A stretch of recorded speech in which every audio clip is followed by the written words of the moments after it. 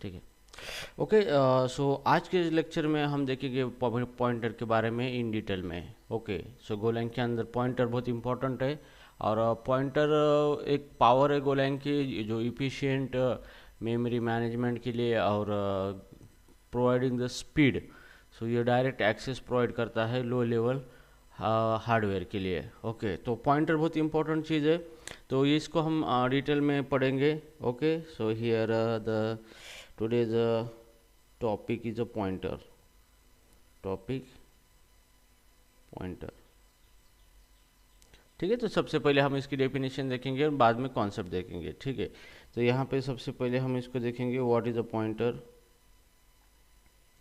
What is the pointer.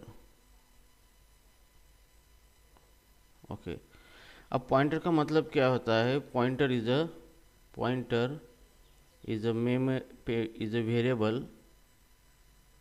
Variable that hold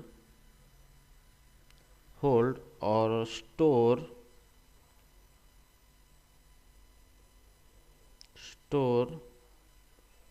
address store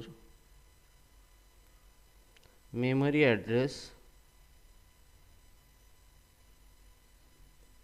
of other variable of a same type।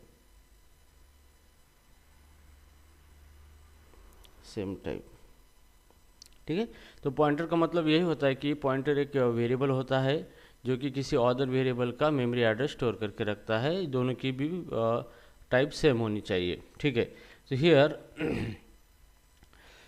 Operator user in a pointer, यहाँ पे मैं देखूंगा operator user in a pointer में क्या क्या operator use होते हैं यहाँ पे मैं आपको दिखाऊंगा। ठीक है, so here first one is a asterisk, इसको कहा जाता है asterisk. Okay, it define the variable is a pointer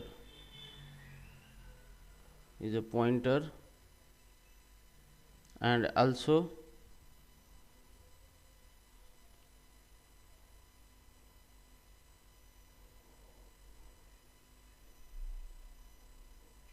also used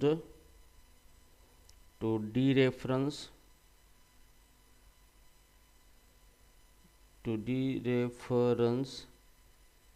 the pointer variable।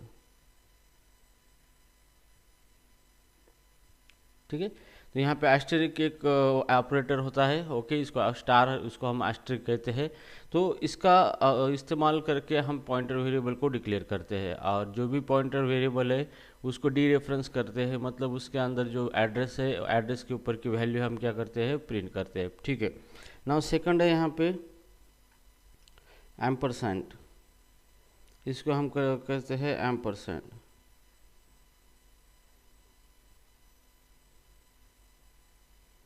Ampersand is used to get a memory address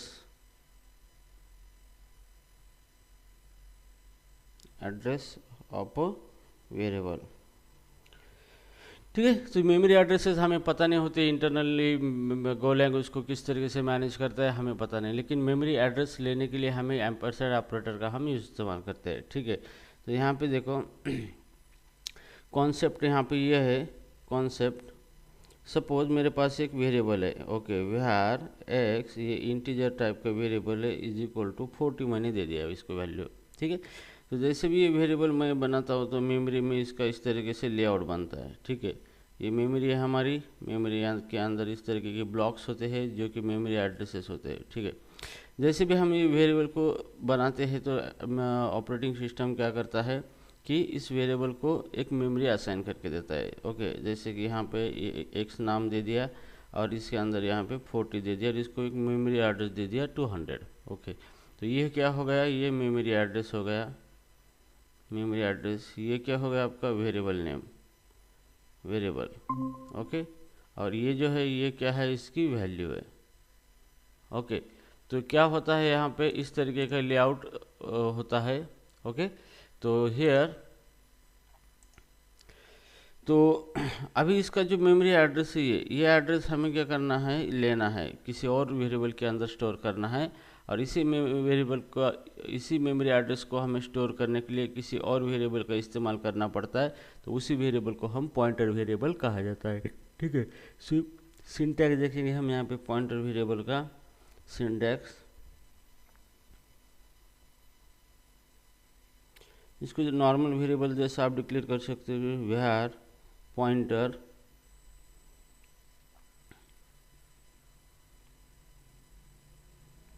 var जैसे वेरिएबल x है और ये है integer pointer. Okay, ये वेरिएबल इंटीजर पॉइंटर टाइप का variable है, हमने यहाँ पे डेटा टाइप और इज इक्वल टू वैल्यू, ये ऑप्शनल है, यहाँ पे नहीं, यहाँ पे हम देखेंगे var x, यहाँ पे star data type is equal to ampersand variable, और ये ऑप्शनल है, आप इसके अंदर दे भी सकते हैं या फिर नहीं भी दे सकते। ये इसका सिंटैक्स है, this is called as a optional. Okay, तो इस तरीके से हम क्या कर सकते हैं, पॉइंटर वेरिएबल को यहाँ पे डिक्लेयर कर सकते हैं। ठीक है, तो चलो अब हम पॉइंटर वेरिएबल को डिक्लेयर करेंगे, डिक्लेयरिंग पॉइंटर वेरिएबल।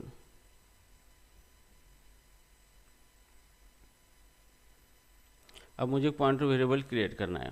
ठीक है, तो कैसे करेंगे, सब मान लो मेरे पास एक वेरिएबल है var num, ये इंटीजर टाइप का वेरिएबल है, इक्वल टू 40, इसके अंदर 40 वैल्यू है। ठीक है, अब मुझे क्या करना है, ये यहाँ पे इस तरीके से, ये मेरा मेमोरी के अंदर लेआउट बन चुका है यहाँ पे इस तरीके से। ओके, तो यहाँ पे नम नाम दिया गया है और इसकी वैल्यू 40 और उसका मेमोरी एड्रेस है 4000। ठीक है, तो एक्चुअल मेमोरी एड्रेस डिफरेंट होते हैं, मैं यहाँ पे रेफरेंस के लिए आपको दिखा रहा हूँ। ठीक है, अभी मुझे ये मेमोरी एड्रेस स्टोर करना है, तो यहाँ पे मैं वेरिएबल डिक्लेयर करूँगा var। अब मुझे ये नम का एड्रेस स्टोर करना है, तो डेटा टाइप भी मुझे पॉइंटर का लेना पड़ेगा, यहाँ पे पॉइंटर वेरिएबल p, और ये स्टार डेटा टाइप सेम होना चाहिए, इंटीजर इज इक्वल टू। अब मुझे ये मेमोरी एड्रेस चाहिए, तो इस वेरिएबल के आगे मुझे एम्परसेंड लगाना होगा, एम्परसेंड, और ये वेरिएबल का नाम है नम। तो जैसे भी मैं लगाऊंगा तो ये 400 क्या होगा, पॉइंटर वेरिएबल के अंदर चला जाएगा। तो जैसे मैंने पॉइंटर वेरिएबल p डिक्लेयर किया, उसके अंदर ये मेमोरी एड्रेस चला गया, और पॉइंटर वेरिएबल का भी कोई एक एड्रेस होता है, जैसे 6000। ठीक है, तो इस तरीके से क्या होता है, हम पॉइंटर वेरिएबल को बनाते हैं और उसको क्या कर सकते हैं, मेमोरी एड्रेस असाइन कर सकते हैं। तो p के अंदर क्या चला गया, अभी ये जो मेमोरी एड्रेस है 4000, ये p के अंदर चला गया है। Okay, internally. ओके, सो इतना कंसेप्ट समझ में आया किस तरीके से हो रहा है ये। Deepak Wasim, are you there? yes, sir. Deepak, yes sir. समझ में आ रहा है? हाँ सर, समझ में आ रहा है। ओके, ठीक है। सो अभी हम देखेंगे dereferencing pointer, dereferencing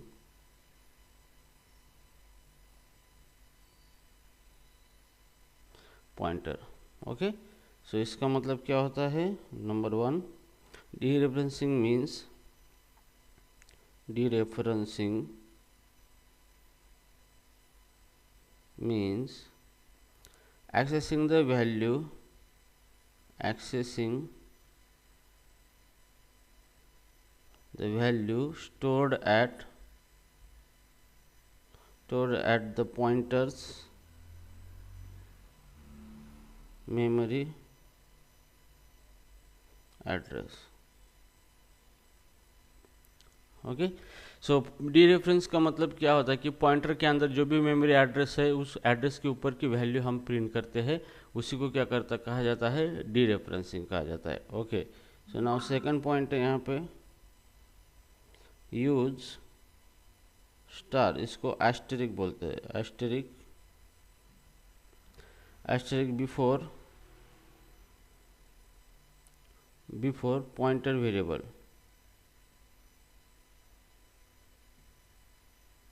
pointer variable to get the value. ठीक है, तो आपको पॉइंटर वेरिएबल के आगे अस्ट्रिक लगाना है ताकि आप वैल्यू को गेट कर सके। ठीक है, अब इसका एग्जांपल देखेंगे हम यहाँ पे। एग्जांपल जैसे var नम नाम का मेरा वेरिएबल है, ये है इंटीजर टाइप और इसके अंदर हमने 40 रखा है। ठीक है, तो जैसे भी ये वेरिएबल बना है, मेमोरी लेआउट इस तरीके से बना है यहाँ पे।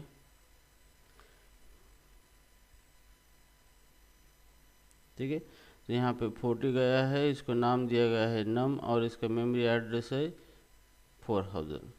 ठीक है, 40,000। ठीक है, ये मेमोरी एड्रेस है। अब मैं एक वेरिएबल डिक्लेयर करता हूँ var p नाम का, और इसका टाइप है पॉइंटर इंटीजर, मतलब ये इंटीजर वेरिएबल का एड्रेस स्टोर करना चाहता है। तो यहाँ पे p नाम का यह वेरिएबल बन चुका है और इसका भी कोई मेमोरी एड्रेस है यहाँ पे 8000। ठीक है, अभी हमें क्या करना है, पॉइंटर के अंदर ये नम का मेमोरी एड्रेस स्टोर करना है। तो कैसे करेंगे, नम का एम्परसेंड वेरिएबल नम यहाँ पे इस तरीके से। ठीक है, तो ऐसे करेंगे तो ये नम का एड्रेस पॉइंटर के अंदर चला गया है यहाँ पे 40,000। ठीक है, अब p की वैल्यू क्या है, 40,000 है। अभी मुझे क्या करना है, p के ऊपर ये p के अंदर वैल्यू जो है, ये एड्रेस यहाँ पर है। ओके, और इस एड्रेस के ऊपर की वैल्यू ये प्रिंट करनी है, तो इसी को हम डी रेफरेंसिंग कहते हैं। ठीक है, तो डी रेफरेंसिंग करने के लिए fmt.println और स्टार लगाना है और ये पॉइंटर वेरिएबल p लगाना है। ओके, तो अभी यहाँ पे क्या होगा, p के अंदर जो वैल्यू है यहाँ पे 40,000, जो 40,000 मेमोरी एड्रेस के ऊपर जाएगा और उसके अंदर जो वैल्यू है 40 ये प्रिंट करेगा, तो आपको यहाँ पे आउटपुट क्या मिलेगा, 40 मिलेगा। ठीक है, तो इस तरीके से क्या होगा, आपका पॉइंटर डी रेफरेंसिंग वर्क होगा। तो इसी को कहा जाता है पॉइंटर डी रेफरेंसिंग। ठीक है, तो समझ में आया पॉइंटर डी रेफरेंसिंग किस तरीके से कहा जाता है? Yes sir. ठीक है, अभी हम देखेंगे यहाँ पे pointer using pointer with function. हम पॉइंटर को फंक्शन के साथ भी किस तरीके से यूज कर सकते हैं। ठीक है, तो here using pointer with function. Okay, so here number 1, go is a pass by value language।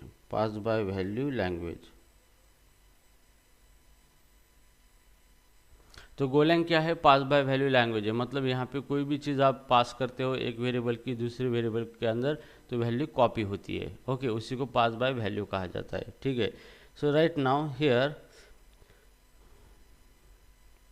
तो अभी हम क्या करेंगे, इसको फंक्शन को, हम जो भी हमारा पॉइंटर वेरिएबल है, हम किसी फंक्शन को पास कर सकते हैं। ठीक है, तो जैसे कि मेरे पास एक फंक्शन है,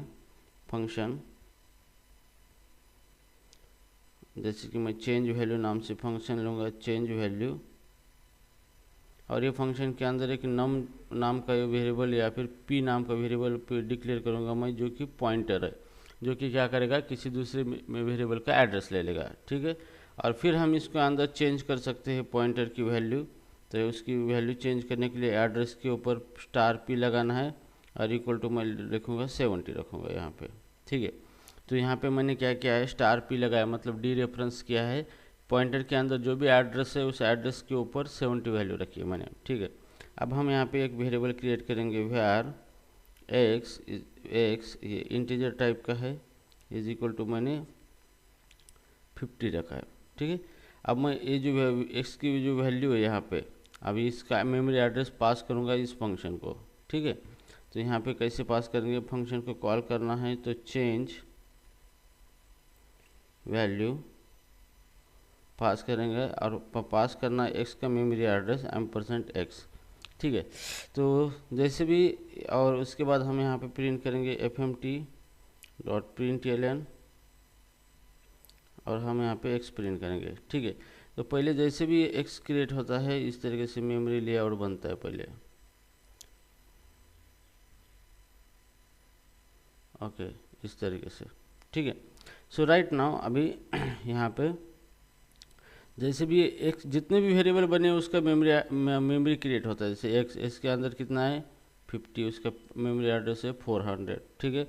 उसके बाद हमने क्या किया है, यहाँ पे x को पास किया है यहाँ पे फंक्शन को, तो जैसे भी फंक्शन कॉल होगा डायरेक्टली ये फंक्शन के पास चला जाएगा यहाँ पे। और ये जो मेमोरी एड्रेस है ये कहाँ पे चला गया, p के अंदर, तो यहाँ पे p है, p के अंदर मेमोरी एड्रेस है 400 चला गया, और इसका भी एक मेमोरी एड्रेस होता है 500। फिर यहाँ पे आया, यहाँ पे स्टार p लगाया, मतलब p के अंदर कितना है 400, तो वो 400 पे चला गया, और इस लोकेशन के ऊपर 750 की बजाय उसने क्या अपडेट किया है, 70 अपडेट किया है। फिर यहाँ पे आया, और यहाँ से फिर रिटर्न जहाँ पे कॉल हुआ था वहाँ पे आया, और यहाँ पे आया प्रिंट हमने x किया, x की अपडेटेड वैल्यू कितना है 70, तो आउटपुट हमें क्या मिलेगा, यहाँ पे 70 मिलेगा इस तरीके से। तो ये इसी कॉन्सेप्ट को बोला जाता है call by reference. above concept known as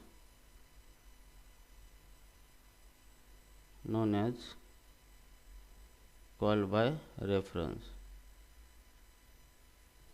ठीक है। तो हमने क्या किया है, फंक्शन को पास किया है, कॉल किया है by passing reference of the pointer, और फंक्शन के अंदर हमने मॉडिफाई किया है वेरिएबल को, तो डायरेक्टली क्या हुआ है, ओरिजिनल वेरिएबल के अंदर उसकी वैल्यू चेंज हो गई, तो इसी को कहा जाता है पास बाय रेफरेंस, ठीक है। Understood concept? Yes sir. ठीक है। अभी हम देखेंगे pointer to struct concept. Pointer to struct,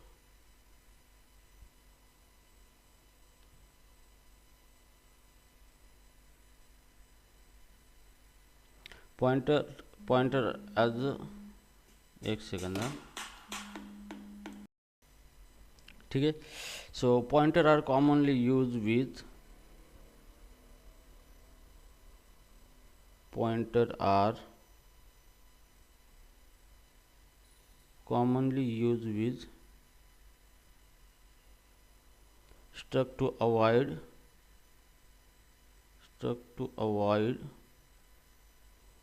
copying the entire struct,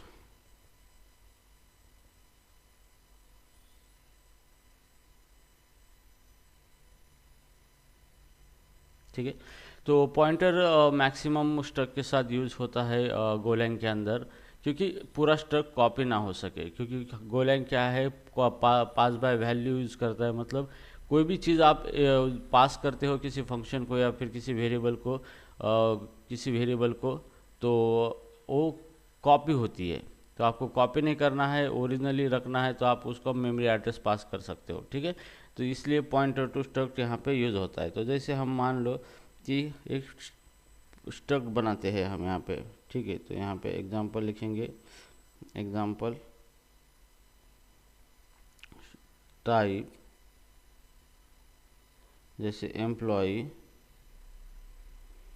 और इसका टाइप है स्ट्रक्ट, एम्प्लॉय का नेम है स्ट्रिंग, और एज ए इंटीजर, ये हमारा स्ट्रक्ट है। अभी हम क्या करेंगे, स्ट्रक्ट का ऑब्जेक्ट बनाएंगे वेयर एम्प्लॉय, ठीक है।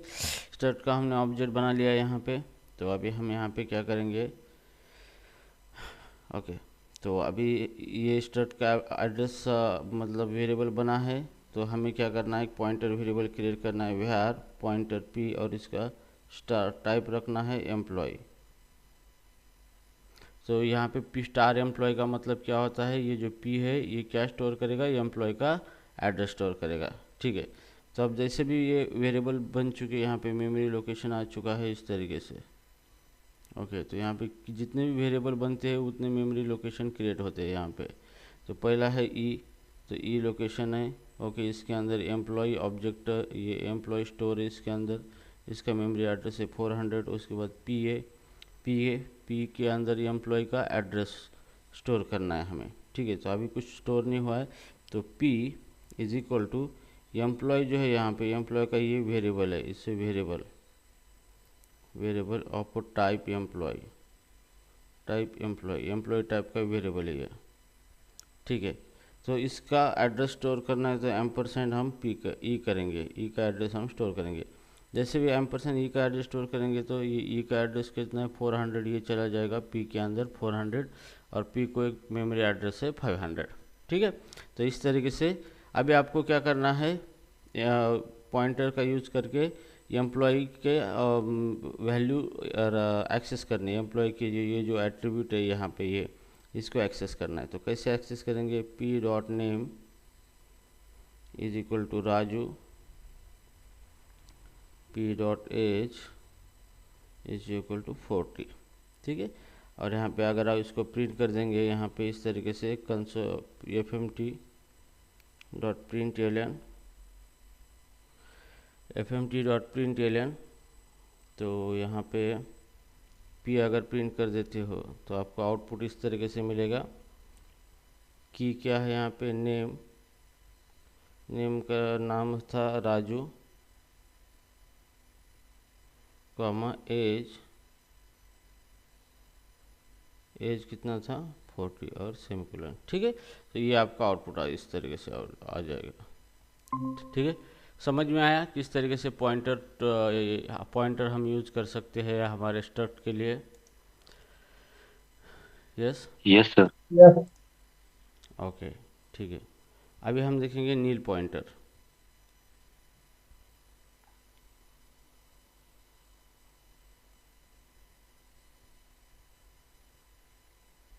नील pointer,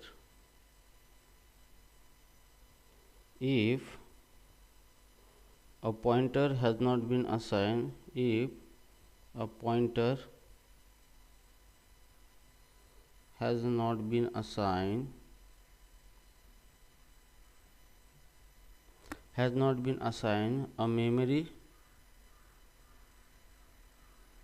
a memory address, it's set to nil, it's set to nil. Second B point, checking for nil, checking for nil is a good practice. Good practice to avoid runtime error.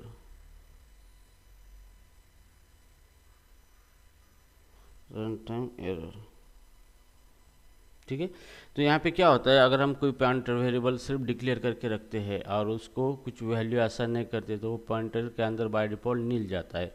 और हर वक्त pointer को नील value है या नहीं check करना एक good practice मानी जाती है रन टाइम एरर को अवॉइड करने के लिए। ठीक है, तो जैसे मान लो यहाँ पे मैं एक वेरिएबल बनाता हूँ, यहाँ पे एग्जाम्पल, तो यहाँ पे var x equal to X integer type का इज इक्वल टू 40 रखा है, और var पॉइंटर p और ये टाइप क्या है इंटीजर है। ठीक है, तो जैसे भी यहाँ पे वेरिएबल डिक्लेयर होते हैं तो यहाँ पे मेमोरी लेआउट बनता है इस तरीके से। ठीक है, अब जैसे भी यहाँ पे x बना है तो x की वैल्यू कितना गया है 40 और उसका मेमोरी एड्रेस है 200 रुपये 2000। अब p के अंदर तो मैंने कुछ रखा ही नहीं है, तो यहाँ पे p और p के अंदर क्या चला जाएगा, नील है, और उसका एक मेमोरी एड्रेस तैयार होगा। तो ओके, तो इसी को कहा जाता है नील पॉइंटर। तो आपको अगर चेक करना है तो इफ p इक्वल टू अगर नील है तो p के अंदर आप मेमोरी एड्रेस इस तरीके से असाइन कर सकते हो x का। ओके, so ये गुड प्रैक्टिस मानी जाती है। It is a good practice to check the nil pointer, it is a good practice to check the integer, check the nil pointer.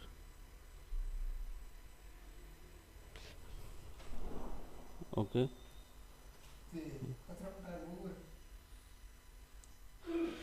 Okay, तो इस तरीके से इसी को नील पॉइंटर कहा जाता है। और ये गुड प्रैक्टिस है कि always check the pointer is a null or not. If pointer is a null to perform the operation to handle the error, और pointer is a not null then you can use the pointer as well. ठीक है, understood this concept? Yes sir. अभी देखेंगे pointer types.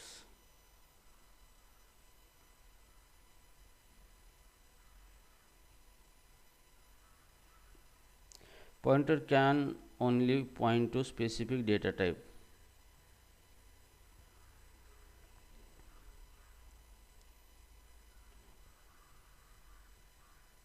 Pointer can point to specific data type.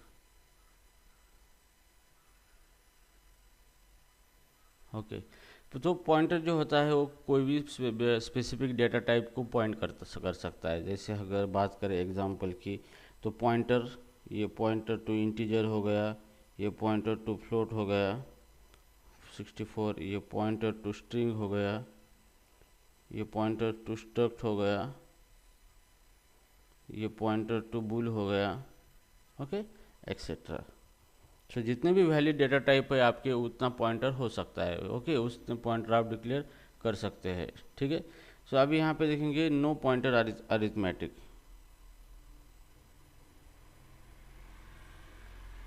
No pointer arithmetic. So here number one, unlike some other language,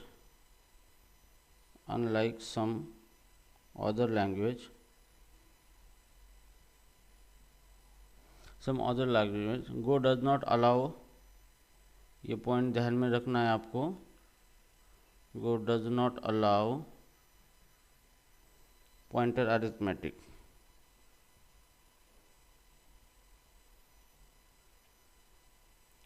arithmetic जैसे कि example increment, decrement pointer,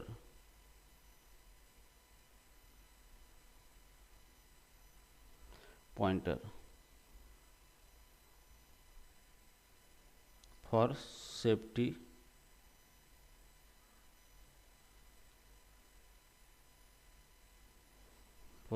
reason, ठीक है। तो other language के अंदर जैसे ओनली फॉर सेफ्टी रीजन या there is any reason? ना, सेफ्टी रीजन के लिए होता है, ओके। तो पॉइंटर के अंदर अरिथमेटिक ऑपरेशन परफॉर्म नहीं होते, मतलब पॉइंटर को, दो पॉइंटर को ऐड करना, उसके अंदर कुछ नंबर ऐड करना, इस तरह की चीज़ें नहीं हो सकती है आप, ठीक है। जैसे एग्जांपल मैं यहाँ पे पॉइंटर वेरिएबल डिक्लेयर करता हूँ, नॉर्मली यहाँ पे जैसे वेरिएबल डिक्लेयर करता हूँ var x, ये इंटीजर टाइप का है, इसके अंदर 40 है, और जैसे पॉइंटर p है यहाँ पे var पॉइंटर p है, ये इंटीजर टाइप का है, इसके अंदर मैं एड्रेस रखता हूँ x का। तो यहाँ पे मैं p प्लस प्लस ये नहीं कर सकता मैं ऐसा, okay it is invalid, okay. या फिर मैं p equal to p plus 2 ऐसा नहीं कर सकता, it is also invalid, okay. तो पॉइंटर अरिथमेटिक यहाँ पे अलाउड नहीं है, नॉट अलाउड। सो हियर एक चीज़ ध्यान में रखना है, note Go does not allow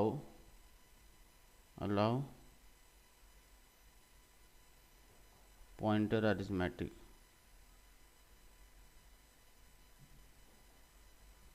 ठीक है। तो Go पॉइंटर अरिथमेटिक अलाउ नहीं करता है, ठीक है। पॉइंटर एंड गार्बेज कलेक्शन, अभी अगला पॉइंट देखेंगे।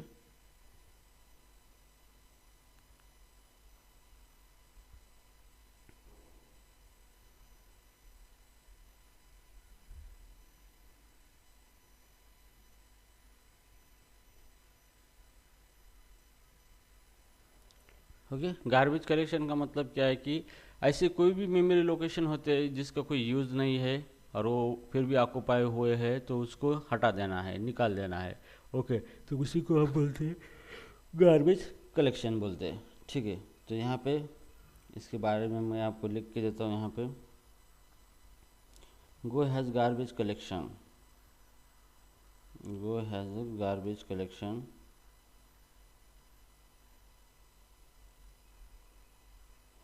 so when there are no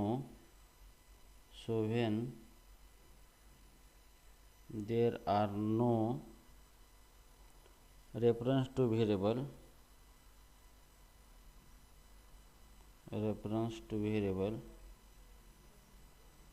its memory is free,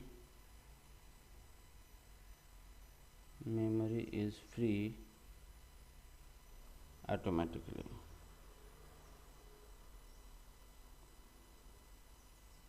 ठीक है, तो गो के अंदर गार्बेज कलेक्शन है, वो क्या करता है, अगर कोई मेमोरी लोकेशन यूज़ नहीं हो रहा है या फिर उसका कोई रेफरेंस किसी और वेरिएबल के पास नहीं है, तो ऑटोमेटिकली उस मेमोरी को वो फ्री कर देता है। Okay, so right now here second point, be caution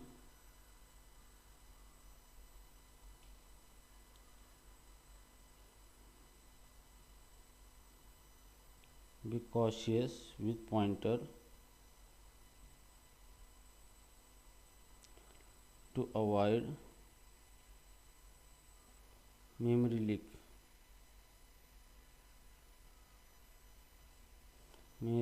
in large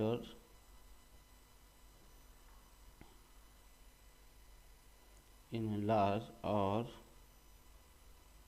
long running program।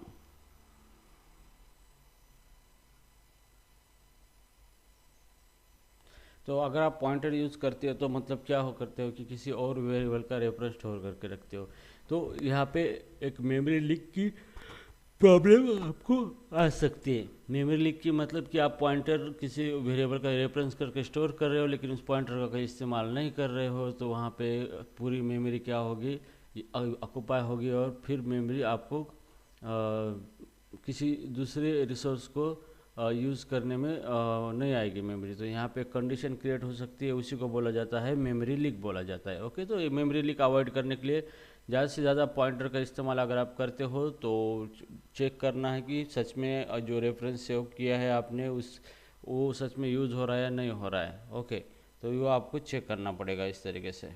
ठीक है, तो पॉइंटर के कुछ कॉमन यूज केसेस देखेंगे हम। Common use cases of a pointer.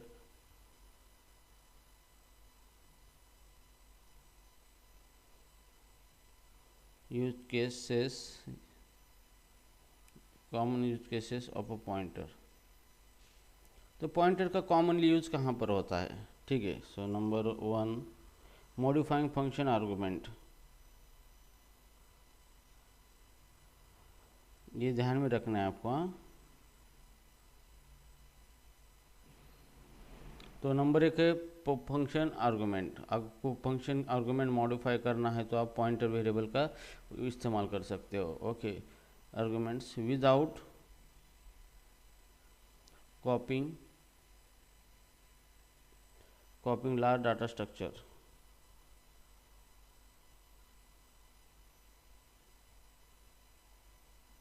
ठीक है, तो पॉइंटर वेरिएबल का इस्तेमाल इसलिए होता है कि आप फंक्शन को कोई वैल्यू पास करते हैं तो वो कॉपी होती है, तो आप पॉइंटर का इस्तेमाल करके विदाउट कॉपी आप डायरेक्टली रेफरेंस भेज सकते हो और उसी के अंदर काम कर सकते हो। ओके, तो ये इसका पहला यूज केस है यहाँ पे। दूसरा, number 2, work with slice and struct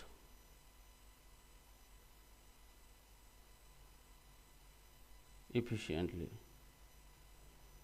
struct और स्लाइस के साथ यूज़ करने के लिए, इफ़िशिएंट यूज़ करने के लिए स्ट्रक्ट और स्लाइस के साथ तो हम पॉइंटर का इस्तेमाल किया जाता है वहाँ पे। Passing by reference, third is the passing by reference to avoid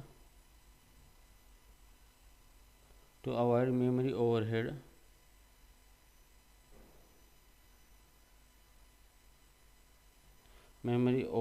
in performance critical operation।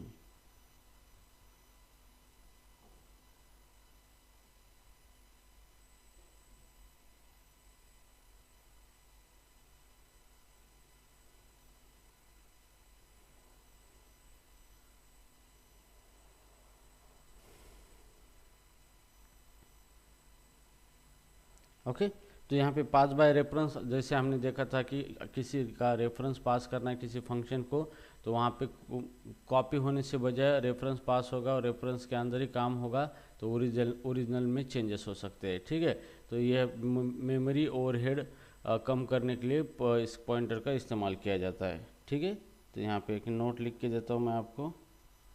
Note, mastering a pointer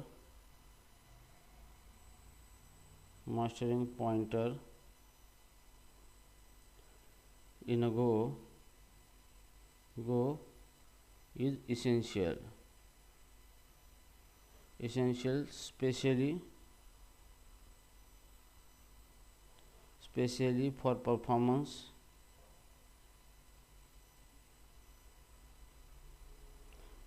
optimization and memory management.